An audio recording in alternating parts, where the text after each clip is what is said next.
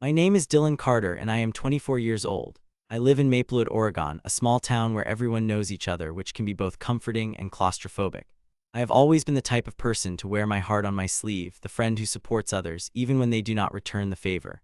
This trait is what led to my deep feelings of betrayal by someone I once called a friend.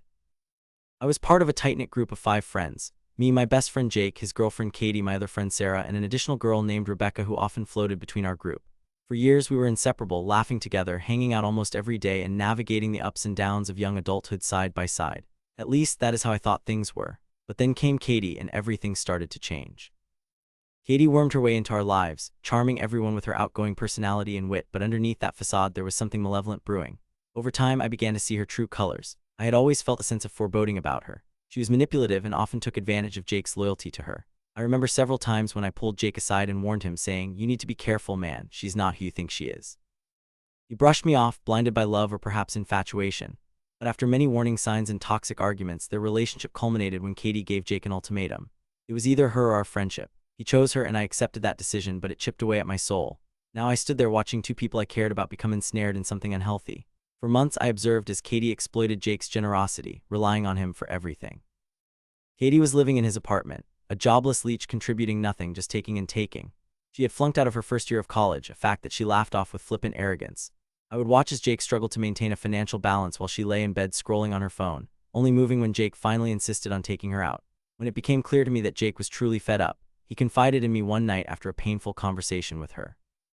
He looked weary and defeated, explaining how Katie had the audacity to look him in the eye and say, "I am too lazy to get a job." His heart cracked when those words echoed in his mind. For months she had it so easy, never once expressing gratitude for all that he had done for her. I held onto this growing resentment towards Katie, but observing her reaction to Jake's struggles was a different kind of satisfaction. It was like watching the fall of a once mighty empire, and I found myself curiously excited about the impending doom looming over her. Katie had one final card to play, though. In a desperate attempt to manipulate Jake emotionally, she started claiming that she was battling suicidal thoughts, trying to retrieve sympathy that could make him feel guilty for wanting to leave her. The thought of her guilt tripping him filled me with both rage and triumph.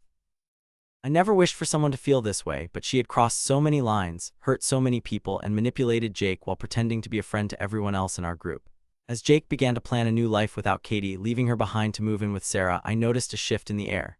He had become resolute, like a man on a mission, ready to reclaim his life and sanity. I had to be there for him. He needed a friend now more than ever, and my heart pushed me to stand beside him. Yet there was a part of me that was gleeful too. The thought of Katie being alone, completely abandoned as she watched everything she had built come crashing down, filled me with a satisfaction I could not suppress. On the day Jake finally broke the news to her, I felt a weight almost lift off my chest, as if I had been carrying the world on my shoulders. From a distance I witnessed the confrontation, crouched behind the small bushes outside their apartment complex. Jake's voice was steady as he told her everything that had been brewing beneath the surface for too long. There was no more obfuscation of feelings or toothless apologies. This was the moment of truth. I watched Katie's face contort in shock and disbelief, a whirlwind of emotion surging through her as she realized the gravity of her situation. She screamed and yelled, but Jake stood firm, unwavering. What struck me was the moment she crumpled, staring blankly as if the realization that she could be left alone finally sunk in.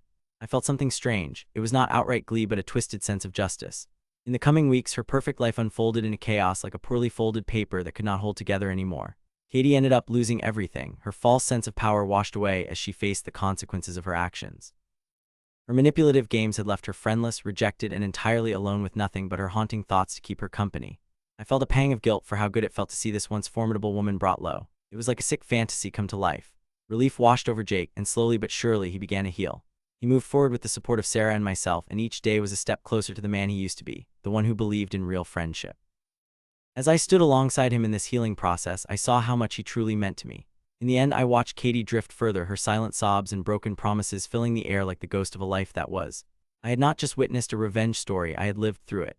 The consequences of her actions were poetic in nature. Just as she had manipulated, used, and deceived, her world crumbled underneath her. And for me, I guess I had found solace and a twisted sense of satisfaction in witnessing that process unfold.